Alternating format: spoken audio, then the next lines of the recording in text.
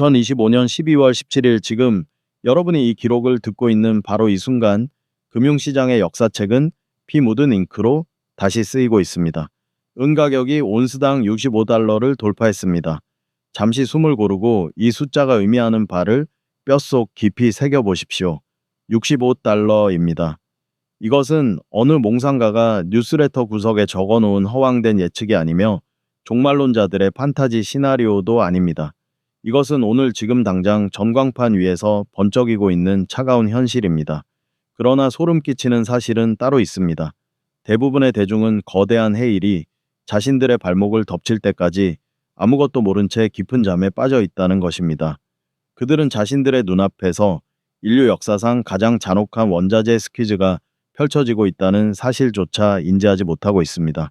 여러분은 아마 1980년에 전설 텍사스의 석유 재벌 헌트 형제와 그들이 만들어낸 50달러의 은에 대해 들어본 적이 있을 겁니다. 지난 45년 동안 50달러라는 숫자는 결코 깨질 수 없는 신성 불가침의 영역처럼 여겨졌습니다. 금융계의 모든 전문가들이 그 숫자를 가리키며 절대 넘을 수 없는 천장이라고 비웃었습니다. 하지만 오늘 우리는 그 천장을 단순히 넘어선 것이 아니라 완전히 가루로 만들어버렸습니다.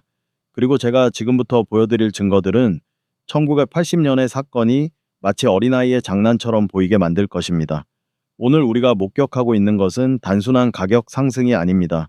이것은 시스템의 비명입니다. 많은 사람들이 차트를 보며 환호하고 있을 때 저는 전혀 다른 곳을 보고 있었습니다. 바로 첨단 기술 기업들의 밀실입니다.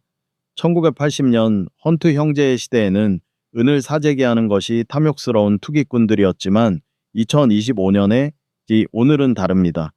지금 은을 찾아내는 주체는 월스트리트에 정장 입은 브로커들이 아닙니다. 그들은 바로 실리콘밸리의 데이터 센터 설계자들, 선전의 태양광 패널 제조사들, 그리고 텍사스의 전기차 공장 관리자들입니다. 이들에게 은은 투자 자산이 아닙니다. 은은 생존을 위한 산소입니다. 산소가 없으면 숨을 쉴 수 없듯이 은이 없으면 이들의 공장은 멈춰야 합니다. 이것이 바로 오늘날 시장을 지배하는 공포의 본질입니다. 지금 전 세계 산업 현장에서는 보이지 않는 전쟁이 벌어지고 있습니다. 저는 이것을 인공지능과 녹색 에너지의 내전이라고 부릅니다. 겉보기에 이 두 산업은 인류의 미래를 이끌어갈 쌍두마차처럼 보입니다. 하지만 물밑에서 그들은 제한된 자원을 두고 서로의 목을 조르고 있습니다. 인공지능 혁명의 심장부인 데이터 센터를 생각해 보십시오. 챗 GPT와 같은 거대 언어 모델이 작동하기 위해서는 축구장 몇 개 크기의 서버팜이 필요합니다. 그 안에서 24시간 돌아가는 수백만 개의 서버와 회로 기판, 그리고 전력 공급 장치들은 지구상에서 가장 전기가 잘 통하는 금속을 요구합니다. 그것이 바로 은입니다. 구리로는 부족합니다. 금은 너무 비쌉니다. 오직 은만이 이 막대한 데이터를 감당할 수 있습니다. 하지만 인공지능 제국이 은을 독차지하려 할 때 맞은편에서는 에너지 전환이라는 명분을 쥔 태양광 산업이 굶주린 짐승처럼 입을 벌리고 있습니다. 여기서 우리는 기술 발전의 끔찍한 역설을 마주하게 됩니다. 우리는 지구를 구하기 위해 더 효율적인 태양광 패널을 개발했습니다. 바로 탑콘이라고 불리는 차세대 기술입니다. 이 기술은 햇빛을 전기로 바꾸는 효율이 기가 막히게 좋습니다. 하지만 여기에는 치명적인 대가가 따릅니다. 탑콘 셀은 기존의 패널보다 은을 50%나 더 많이 사용합니다. 기술이 발전할수록 은을 아끼는 것이 아니라 오히려 더 많이 잡아먹는 구조가 되어버린 것입니다. 엔지니어들이 은 사용량을 줄이기 위해 밤새워 연구했지만 물리학의 법칙은 냉정했습니다. 은을 대체할 수 있는 것은 존재하지 않았습니다. 여기에 전기차 산업이 가세하면서 상황은 통제불능의 상태로 치닫습니다. 내연기관 차 한 대에는 기껏해야 15g에서 2-3g 정도의 은이 들어갔습니다. 창문 조작 버튼이나 라디오 회로 같은 사소한 부품에나 쓰였을 뿐입니다. 하지만 최신 전기차를 해부해보면 그것은 달리는 은괴나 다름없습니다. 배터리 관리 시스템부터 전력 변환 장치 충전 포트의 접점까지 전기차 한 대에는 5g에서 50g, 심지어 그 이상의 은이 필수적으로 들어갑니다. 2025년 한 해에만 전 세계적으로 2천만 대의 전기차가 쏟아져 나왔습니다. 단순한 산수만으로도 등골이 서늘해집니다. 전기차 산업 하나가 600톤의 은을 시장에서 증발시킨 것입니다. 이것은 더 이상 금융의 문제가 아닙니다. 물리학의 문제입니다. 2025년 1월 여러분이 은에 투자했다면 자산은 2배가 되었을 것입니다. 하지만 중요한 것은 수익률이 아닙니다. 제가 솔직히 말씀드리자면 지금의 상황은 저를 흥분시키는 동시에 깊은 공포를 느끼게 합니다. 이것은 소셜미디어의 개미 군단이 만들어낸 밈 주식 열풍이 아닙니다. 이것은 5년 연속 지속된 구조적 공급 부족이 만들어낸 필연적인 결과입니다. 지난 5년 동안 인류는 땅에서 캐낸 것보다 더 많은 은을 소비했습니다. 우리는 미래의 자원을 가불해서 써왔고 2021년부터 누적된 공급 부족량은 8억 온스에 달합니다. 이것은 전 세계 모든 광산이 1년 동안 꼬박 캐내야 하는 양과 맞먹습니다. 상상해 보십시오.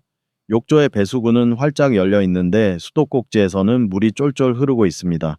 우리는 언젠가 물이 바닥날 것을 알면서도 계속해서 목욕을 즐겨왔습니다.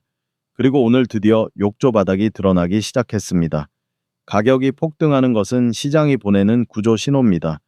은이 부족하니 제발 사용을 줄이라는 비명입니다. 하지만 태양광 패널을 멈출 수 있습니까? 전기차 생산을 중단할 수 있습니까?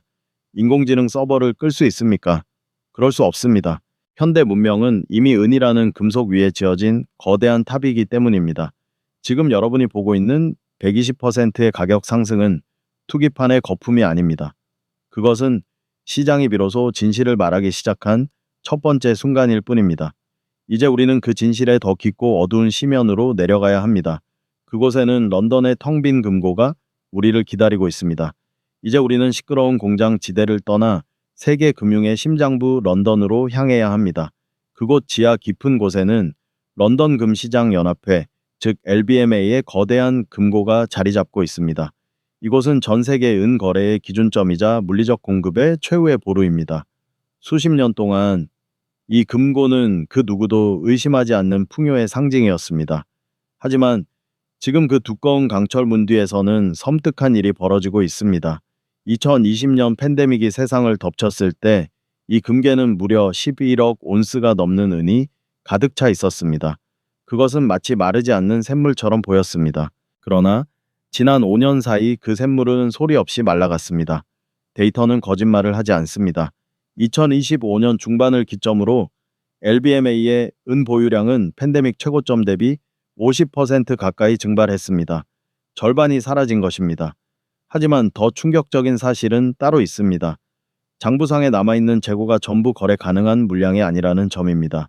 그중 상당수는 이미 상장 지수펀드나 대형 기관 투자자들의 소유로 이름표가 붙어 있어 시장에 나올 수 없는 묶인 물량입니다.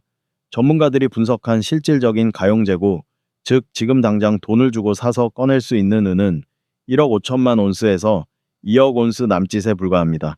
이 숫자가 감이 잘 오지 않으십니까? 현재 전 세계가 은을 소비하는 미친 속도를 대입해 봅시다.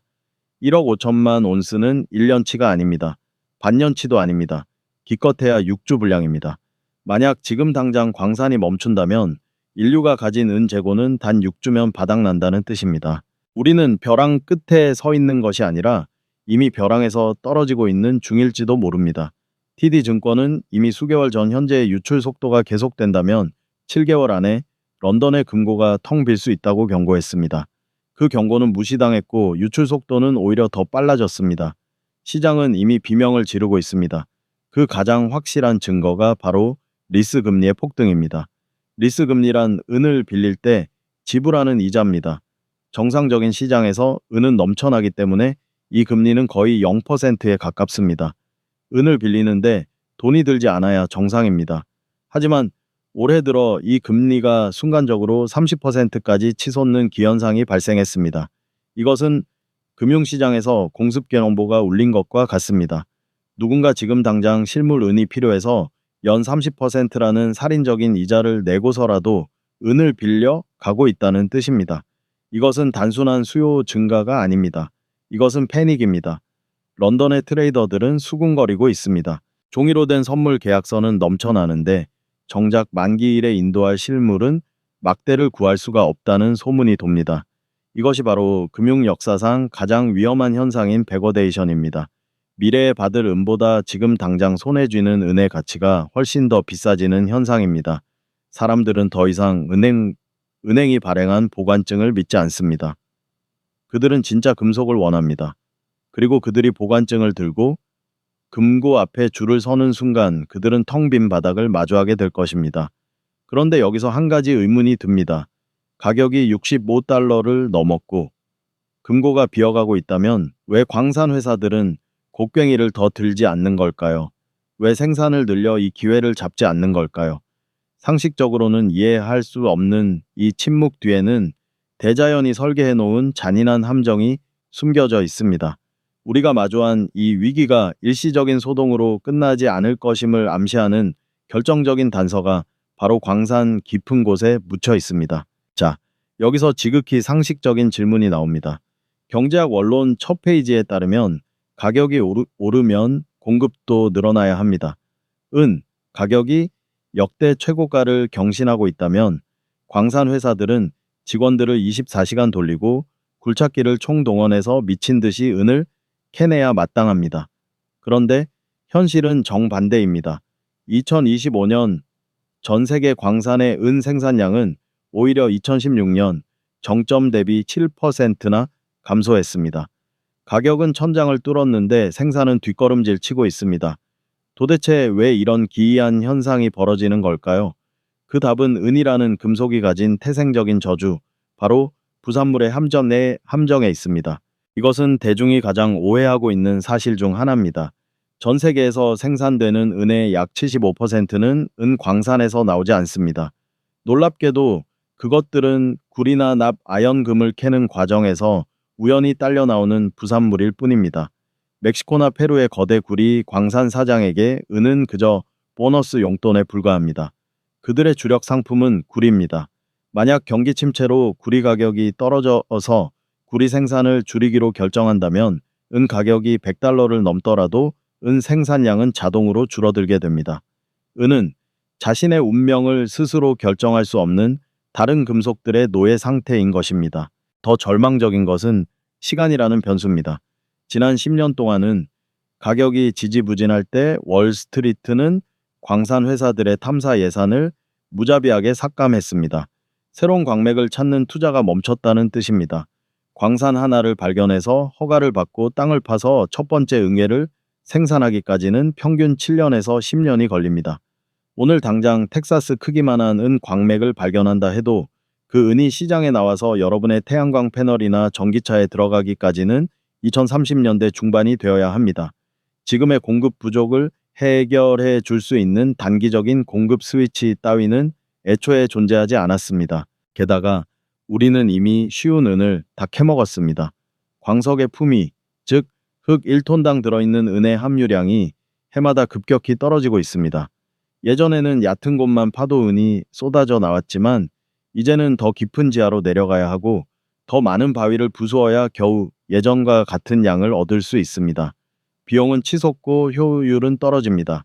퍼스트 마제스틱 실버의 CEO 키스 뉴마이어는 이것을 두고 우리는 벽돌벽을 향해 전속력으로 달리고 있다고 표현했습니다. 그는 은 가격이 결국 200달러 심지어 400달러까지 갈 수밖에 없다고 단언합니다. 이것은 투기적인 희망사항이 아닙니다. 수요는 폭발하는데 공급은 구조적으로 꽉 막혀버린 상황에서 나올 수 있는 유일한 수학적 결론입니다. 우리는 지금 5년 연속 구조적 적자라는 전대미문의 상황을 목격하고 있습니다. 2025년 한 해에만 1억 1,700만 온스가 부족합니다. 이 부족분은 하늘에서 떨어지는 것이 아닙니다. 누군가의 창고에서 누군가의 금고에서 헐려나와 메워지고 있습니다.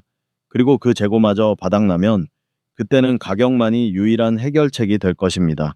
수요를 파괴할 만큼 높은 가격 말입니다. 하지만 이 복잡한 경제학 퍼즐에 정치라는 폭발물이 던져진다면 어떻게 될까요? 시장에 보이지 않는 손보다 더 무서운 정부에 보이는 주먹이 개입하기 시작했습니다. 2025년 11월 워싱턴 DC에서는 대부분의 사람들이 눈치채지 못한 사이에 은 시장의 운명을 완전히 뒤바꿀 법안 하나가 조용히 통과되었습니다. 이제 이야기는 경제를 넘어 국가 안보의 영역으로 확장됩니다. 이제 우리는 경제의 영역을 넘어 국가 안보라는 훨씬 더 거대하고 위험한 체스판 위로 시선을 돌려야 합니다. 2025년 11월 대부분의 대중이 일상의 소음에 파묻혀 있을 때 워싱턴 DC에서는 역사를 바꿀 조용한 서명 하나가 이루어졌습니다. 미국 내무부가 2025년 핵심 광물 리스트에 은을 공식적으로 추가한 것입니다. 이 뉴스는 연예계 가십에 밀려 헤드라인을 장식하지 못했지만 그 의미는 핵폭탄급이었습니다. 이것은 미국 정부가 은을 더 이상 귀금속 코너에 반짝이는 장신구로 보지 않는다는 공식 선언입니다. 그들은 은을 우라늄이나 리튬과 동급인 국가 안보에 필수 불가결한 전략 물자로 격상시켰습니다. 왜 갑자기 이런 결정을 내렸을까요? 펜타곤의 전략가들이 책상 위에 펼쳐놓은 데이터가 너무나 위태롭기 때문입니다.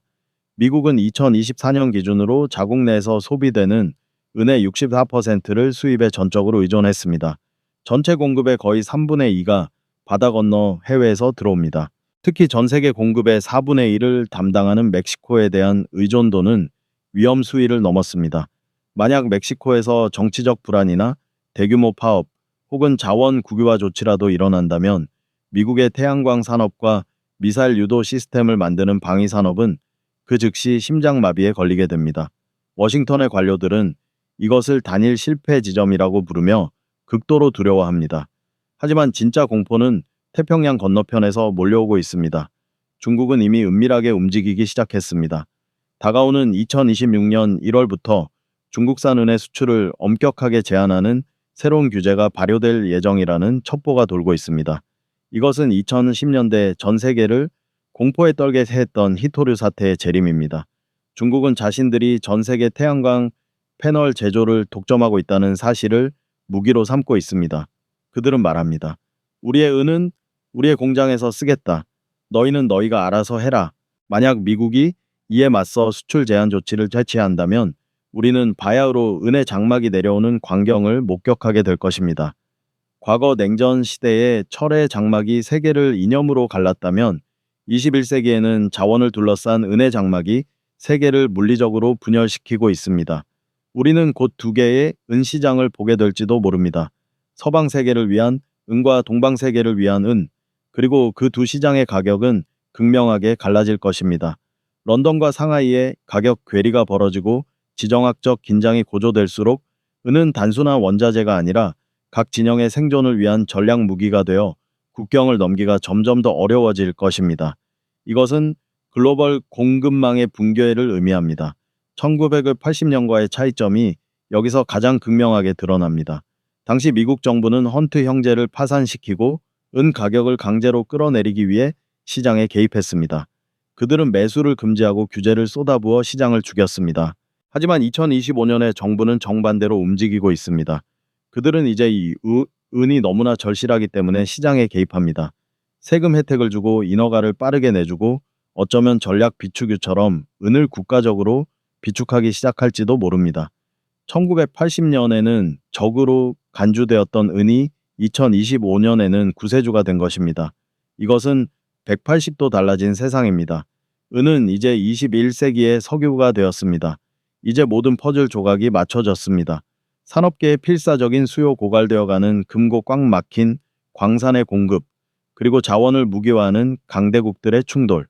이 모든 요소가 2025년 12월 17일 65달러라는 가격 위에서 폭발하고 있습니다. 이제 우리는 마지막 질문을 던져야 합니다. 이 폭주하는 열차는 어디로 향하고 있는가? 그리고 이 거대한 부의 이동 속에서 당신은 어디에 서 있을 것인가? 이제 모든 증거를 테이블 위에 올려놓고 최종 판결을 내릴 시간입니다. 1980년과 2025년 차트상으로는 비슷해 보이는 두 개의 산 정상이지만 그 내부를 들여다보면 본질은 완전히 다릅니다. 1980년은 헌트 형제라는 두 명의 도박꾼이 빚을 내서 쌓아 올린 모래성이었습니다. 그들은 인위적으로 시장을 조작했고 결국 시스템의 역습을 받아 처참하게 무너졌습니다. 당시의 은은 어두운 창고에 처박혀 먼지만 쌓여가던 투기 수단에 불과했습니다. 시장이 붕괴되자 그 은들은 다시 쏟아져 나와 가격을 짓눌렀습니다.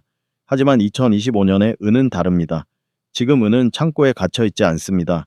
은은 공장에서 용광로 속에서 그리고 전 세계의 지붕 위에서 실시간으로 불타 없어지고 있습니다.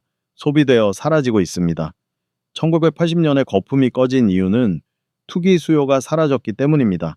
하지만 2025년에 수요가 사라지려면 인류가 태양광 발전을 포기하고 전기차를 폐기하고 스마트폰을 버리고 인공지능 개발을 중단해야 합니다. 다시 말해 우리가 스스로 석기 시대로 돌아가지 않는 한 은에 대한 갈망은 멈추지 않을 것입니다. 이것은 투기의 문제가 아니라 문명 유지의 문제입니다. 우리의 진정한 적은 탐욕스러운 억만장자가 아닙니다. 바로 우리의 생활 방식 그 자체입니다. 주머니 속에 스마트폰, 책상 위에 노트북, 도로 위에 전기차. 이 모든 편리함이 은을 먹어치우는 괴물들입니다. 우리는 지난 40년 동안 은을 너무나 헐값에 너무나 방만하게 써왔습니다. 마치 물이 영원히 나올 것이라 믿고 수도꼭지를 잠그지 않은 것처럼 말입니다. 이제 그 청구서가 날아왔습니다. 그리고 그 청구서에 적힌 금액은 우리가 상상했던 것보다 훨씬 더 가혹할 것입니다. 금융기관들은 이제야 뒤늦게 계산기를 두드리고 있습니다. BNP 파리바는 2026년까지 100달러를 예측했습니다. 어떤 분석가들은 금과 은의 역사적 비율이 정상화된다면 200달러 심지어 그 이상도 불가능하지 않다고 말합니다. 하지만 가격보다 더 중요한 것은 가치의 재발견입니다.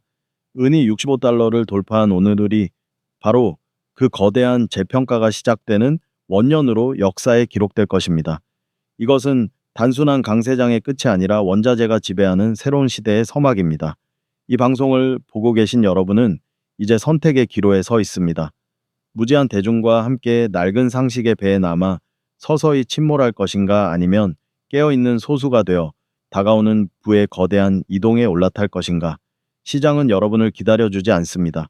진실은 차갑고 기회의 창문은 닫히고 있습니다. 65달러라는 숫자의 현기증을 느끼지 마십시오.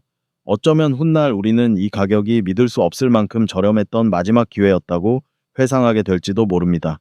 저는 앞으로도 이 화려한 금융시장의 이면에 감춰진 어둡고 불편한 진실들을 계속해서 파헤칠 것입니다. 은뿐만 아니라 우리가 맹신하고 있는 시스템의 균열을 찾아내어 여러분 앞에 낱낱이 공개할 것입니다. 월스트리트가 필사적으로 감추려 하는 또 다른 시한폭탄의 정체가 궁금하시다면, 그리고 이 진실의 여정의 끝까지 동참하고 싶으시다면 구독 버튼을 누르고 알림을 켜두십시오. 깨어 있으십시오. 의심하십시오. 그리고 준비하십시오. 65달러는 끝이 아닙니다. 이제 겨우 시작일 뿐입니다.